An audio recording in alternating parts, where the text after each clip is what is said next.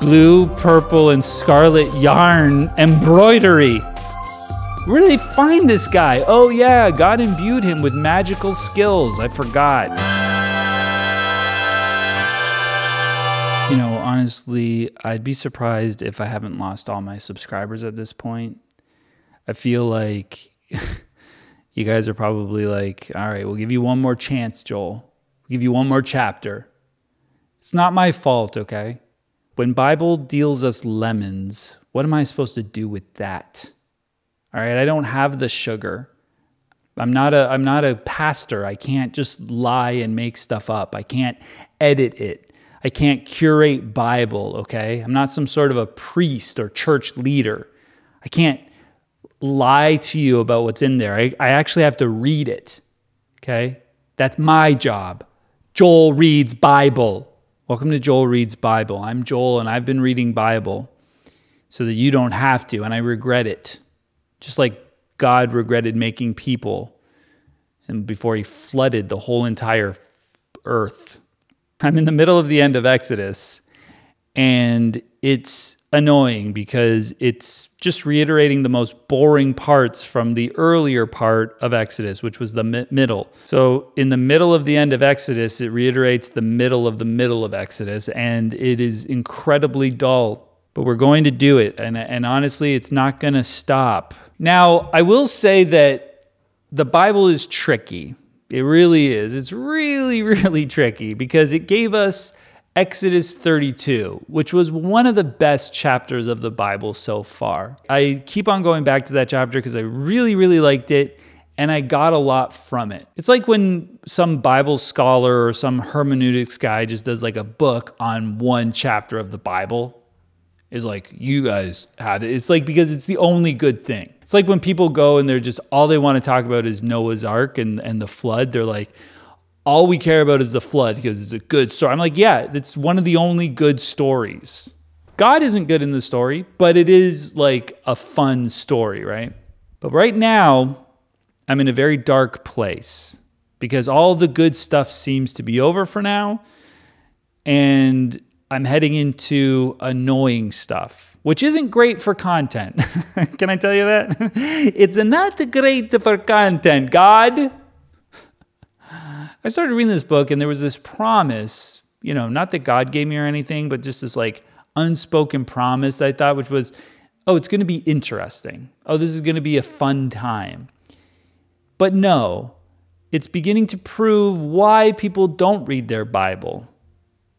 And it's because it's boring AF. I'm just thankful that some of you are here to suffer along with me because then I'm not alone, you know? If you're finding me for the first time, consider subscribing and suffering along with us, faithful servants who are reading this Bible together.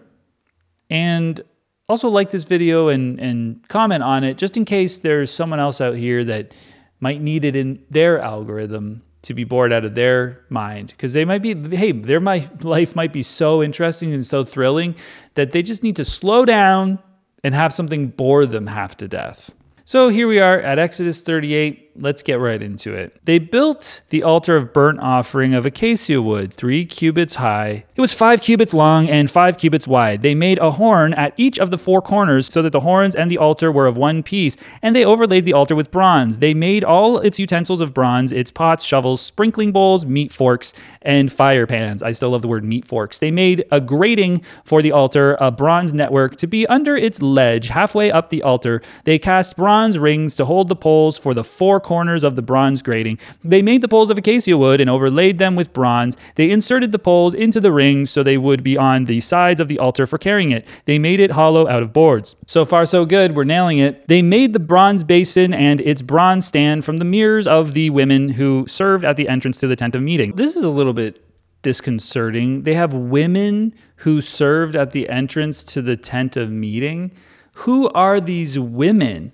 Now, I know that in other cultures, there's prostitutes who work at their temples. Sexy, sexy women who do who knows what during sacrifices and things like that. Like that's sort of part of that whole process. I don't know that much about it, but I know that much to be true. But here it looks like they kind of have a very similar vibe going on.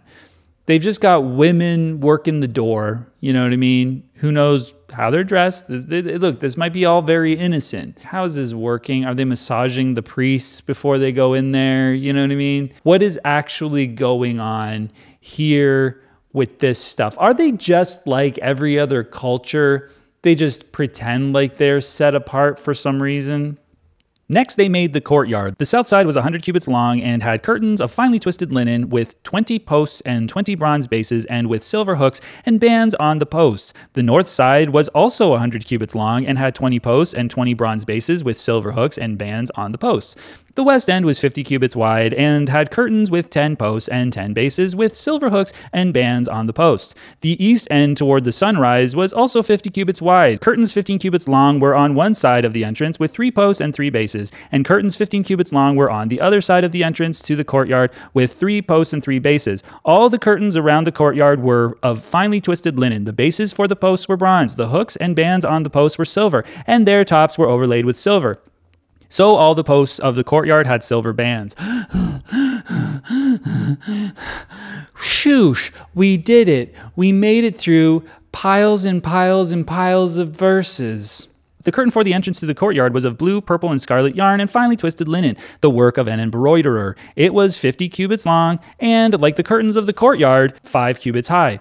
With 4 posts and 4 bronze bases, their hooks and bands were silver, and their tops were overlaid with silver. All the tent pegs of the tabernacle and of the surrounding courtyard were bronze. Good, yes, let's not waste more gold on these pegs. As I said, the first time you gave us this, the first time you said it, I reacted. I don't want to react anymore. I don't want to talk about this anymore. I don't want to hear about this anymore. Stop saying the same thing over and over again. I hope this is the last time, God. You don't need to reiterate everything. Actually, this isn't God. This is at this point just Hebrews basically saying, guess what? We did exactly what God said. You know, just say that then.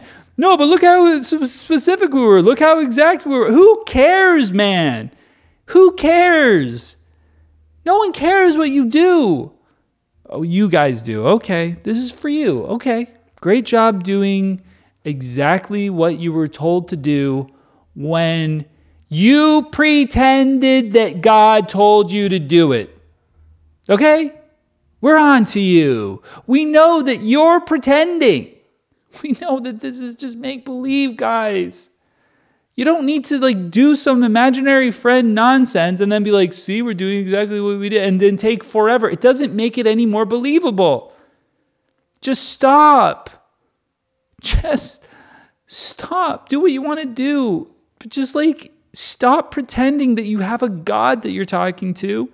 These are the amounts of material used for the tabernacle of the testimony, which were recorded at Moses' command by the Levites under the direction of Ithamar, son of Aaron, the priest, Bezalel, son of Uri, the son of Hur, of the tribe of Judah, made everything the Lord commanded Moses. We know that.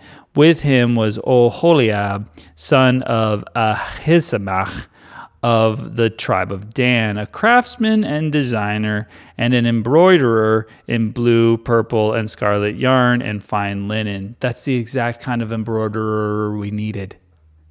Isn't that convenient? That's literally the exact kind of embroiderer that we needed. Where did they find Oholiab that he is the exact kind of embroiderer that does blue, purple, and scarlet yarn embroidery? Where did they find this guy? Oh yeah, God imbued him with magical skills. I forgot. The total amount of gold from the wave offering used for all the work on the sanctuary was 29 talents and 730 shekels, according to the sanctuary shekel. Okay, we'll write that down. Oh wait, you already did. Well, that's handy. The silver obtained from those of the community who were counted in the census was 100 talents and 1,775 shekels according to the sanctuary shekel.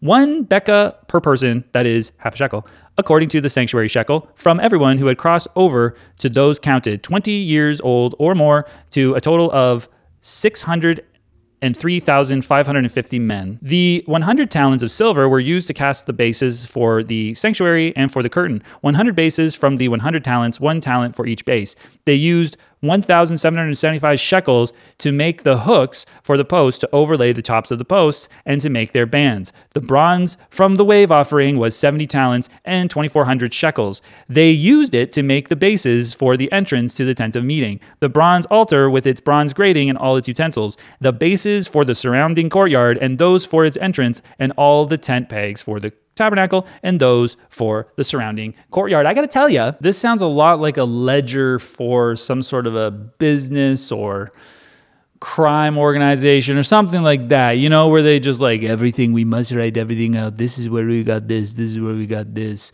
Oh, Muggsy is still holding out on us. We got to get more shekels from Muggsy, you know, I don't know.